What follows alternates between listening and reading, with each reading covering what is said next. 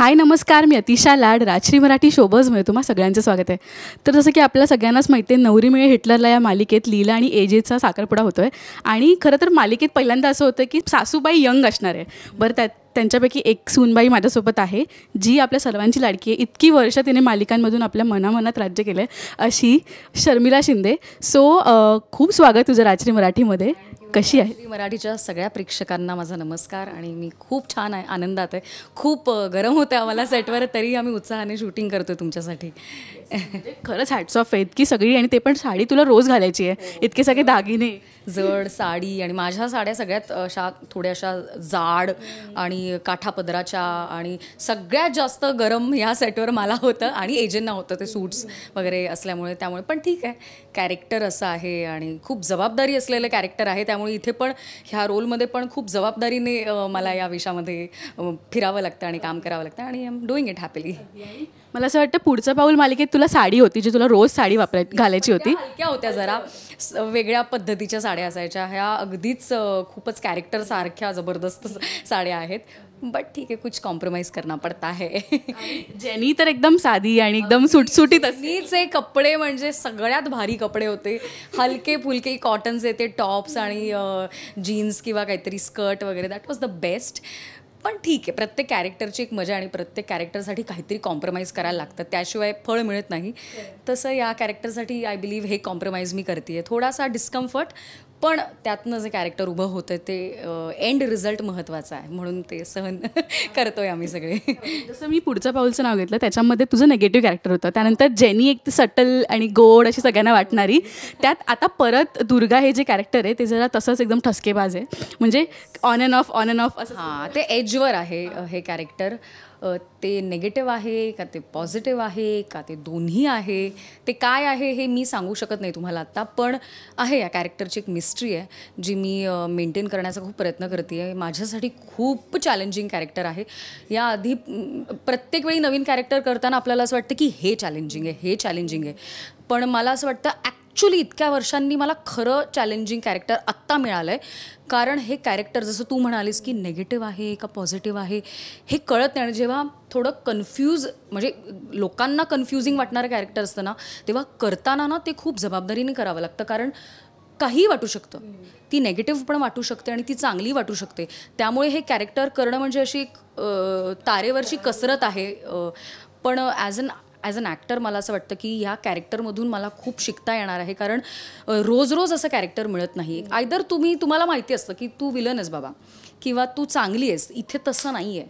इथे ती सिच्युएशननुसार ती बाई वागते, आणि तिची काय बॅकस्टोरी आणि ती अशी का वागते त्याची कारणं आहेत, जी हळूहळू रिव्हील होणार आहेत.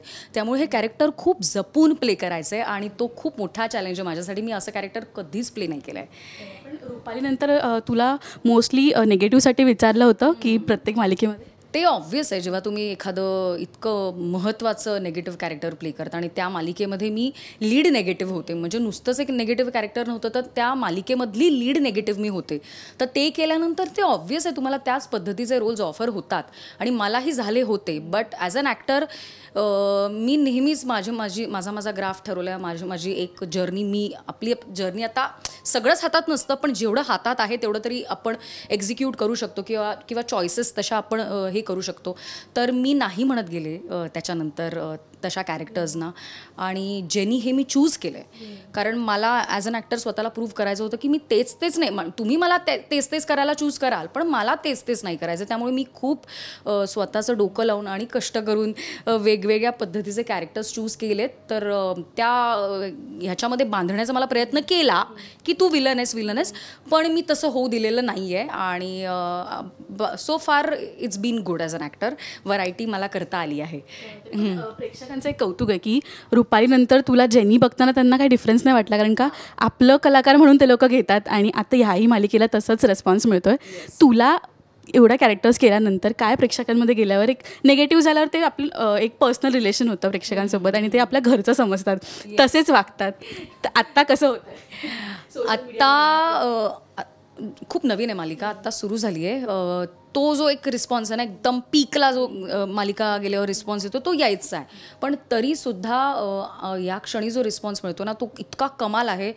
मला जे मेसेजेस येतात लोकांचं जे कौतुक जे लोक माझं करतायत, की तुम्ही असा रोल केला, मग तुम्ही तसाही रोल केला आणि आता तुम्ही इतका वेगळा रोल करताय, तर अभिनयाचं कौतुक करतायत लोक. आणि जेव्हा प्रेक्षक इतका सुजाण असतो आणि इतकं लक्ष देऊन काम बघतो आणि प्रत्येक गोष्टीची नोंद ठेवतो, की तुम्ही असं कॅरेक्टर केलं होतं, मग ते कॅरेक्टर वेगळं होतं, हे वेगळं आहे, हे आणखी वेगळं आहे, इतकं जेव्हा लक्ष देऊन बघतात ना प्रेक्षक, तेव्हा इतकं इमोशनल व्हायला होतं. तुमच्या माध्यमातून मी सगळ्यांना थँक्यू म्हणू इच्छिते, की तुम्ही इतकं लक्ष देऊन काम बघता आणि त्याची पोचपावती तुम्ही देता. प्रत्येक वेळी तुम्ही इतकं म्हणजे डायसेक्शन करून सांगता. असं नाही की छान वाटलं किंवा मस्त काम करता, एवढंच नाही, अगदी ते डिटेलमध्ये सांगता. हां, तर मला खूपच छान वाटतं, की मला महाराष्ट्रात असे प्रेक्षक मिळाले जे, आता मी हिंदीत पण काम करते, पण मराठी प्रेक्षक जो आहे ना, तो इतका हुशार आहे आणि इतकं लक्ष देऊन सगळं बघतो. तर अशा प्रेक्षकांसाठी काम करताना तुम्हाला पण तेवढं इंटेलिजंट असावं लागतं. आणि thank you for challenging me mentally. नाटकही सुरू आहे, मालिकाही सुरू आहे आणि थोडंसं आत्ता थांबलं आहे, पण आत्तापर्यंत ते चालू होतं. तर खूप चांगल्या गोष्टी आल्या माझ्याकडे आणि त्या नाटकापासून वेगवेगळ्या भूमिका यायला लागल्या. नाटकामध्ये मी लीड केलं आणि ती पण अगदी पॉझिटिव्ह आणि कमाल कॅरेक्टर होतं झेलमचं. एकटी महिला आणि 9 पुरुष आणि ती सगळ्यांना पुरून उरते असं कॅरेक्टर होतं ते. आणि आय थिंक एक लकी ठरतं ना आपल्यासाठी एक कॅरेक्टर, तर झेलम माझ्यासाठी लकी आय गेस. लोकांनी मला स्टेजवर पाहिलं, मे बी तिथून वाटलं असेल की शर्मिला असं कॅरेक्टर करू शकते वाघिणीचं. ती वाघीण होती, कारण स्टेजवर झेलम जेव्हा यायची तेव्हा खूप म्हणजे बायकांना असं वाटायचं की आई शपथ, ही आपली म्हणजे रिप्रेझेंटेटिव्ह आहे महिलांची. हां, तर मला असं वाटतं की झेलममुळे पण फरक पडला असेल की माझ्याकडे दुर्गाचं कॅरेक्टर आलं, कारण ती पण स्टेजवर दुर्गा वाघीण अशीच होती. तर Jhelum is lucky for me आणि त्यानंतर मला दुर्गा मिळाली आहे. तर मला छान वाटतं आणि खूप रिस्पॉन्सिबल वाटतं आहे. मी खूप स्ट्रेसमध्ये आहे, कारण मला वेगळं कॅरेक्टर मिळालं आहे, तर मी खूप लक्ष देऊन आणि चांगलं करण्याचा प्रयत्न करते. आय होप तुम्हाला आवडतं आहे. माझ्या नवऱ्याची बायकोचे सगळे कलाकारसुद्धा आज वेगळ्या वेगळ्या मालिकांमध्ये काम करत आहेत. सो त्यांचं काम बघताना कसं वाटतं आणि रियुनियन करायचं काय आहे का, की सगळे भेटूया किंवा रियुनियन करूया? आम्हालाही बघायला खूप मज्जा वाटेल सगळ्यांनी.